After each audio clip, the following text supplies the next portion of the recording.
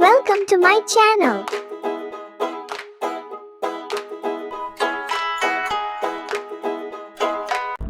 घने वन के बीच एक विशाल सभा लगी थी। हंस, तोता, बगुला, कोयल, चातक, कबूतर और कई अन्य पक्षी एकत्र हुए थे। सभी चिंतित थे क्योंकि उनका राजा उनकी रक्षा नहीं कर पा रहा था। आज वे अपने भविष्य का निर्णय लेने वाले थे।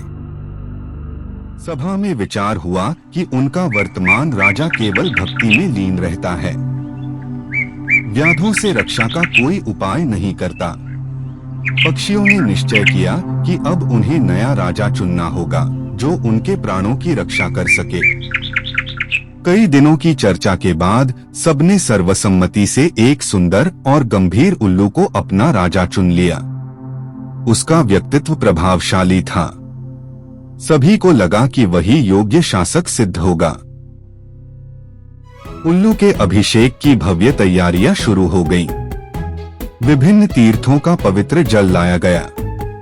रत्नों से जड़ा सिंहासन सजाया गया। वन में उत्सव जैसा वातावरण बन गया। ब्राह्मण वेद मंत्रों का उच्चारण करने लगे। मोर और अन्य पक्षी नृत्य की तैयारी कर रहे थे। उल्लू गर्व से सिंहासन के पास बैठा था। बस अभिषेक का क्षण आने ही वाला था। तभी अचानक एक काला कौवा वहां आ पहुंचा। उसे किसी ने आमंत्रित नहीं किया था। सभी पक्षी उसे देखकर चकित रह गए। वातावरण में अचानक गंभीरता छा गई।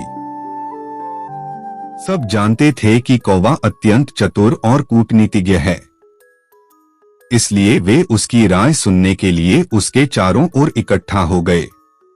कौवा गंभीर मुद्रा में सबको देखने लगा।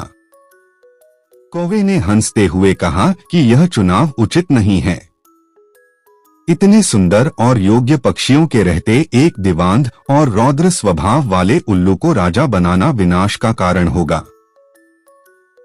उसने समझाया कि एक राज्य में एक ही राजा होना चाहिए। जैसे आकाश में एक ही सूर्य जगत को प्रकाश देता है, अनेक सूर्य होने पर प्रलय आ जाती है। कौवे के शब्द कठोर थे परंतु तर्कपूर्ण थे। उसने कहा कि गलत राजा चुनने से पूरा समाज नष्ट हो सकता है। उसकी बातें सुनकर सभा में सन्नाटा छा गया। कौवे की बातों से प्रभावित होकर सभी पक्षी वहां से उड़ गए। अभिषेक रुक गया। सिंहासन खाली रह गया और उल्लू स्तब्ध खड़ा रह गया। अब वहां केवल उल्लू, उसकी मित्र कृकालिका और कौवा रह गए। उल्लू का चेहरा क्रोध से लाल हो रहा था। वह स्वयं को अपमानित महसूस कर रहा था। उल्लू ने क्रोधित होकर कौवे से कहा कि उसने बिना कारण उसके कार्य में बाधा डाली है। आज से उनके बीच वंशानुगत शत्रुता रहेगी। यह कहकर उल्लू अंधकार की ओर उड़ गया। कौवा वहीं बैठा सोचता रहा। उसे अब अपने शब्दों के परिणाम का आभास होने लगा। कौवे ने सोचा कि उसने बिना आवश्यकता हस्तक्षेप किया। कभी कभी कटु सत्य बोलना भी संकट को जन्म देता है। उसे अपनी भूल का पश्चाताप हुआ। उस दिन के बाद से कौवों और उल्लुओं के बीच स्वाभाविक वैर उत्पन्न हो गया।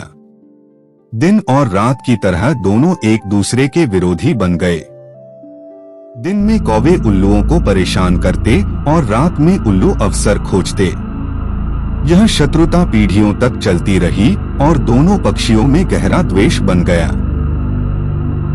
इस कथा से शिक्षा मिलती है कि बिना सोचे विचारे हस्तक्षेप करना और कटु वचन बोलना शत्रुता को जन्म देता है। बुद्धिमानी से बोलना और समय का ध्यान रखना ही सच्ची नीति है।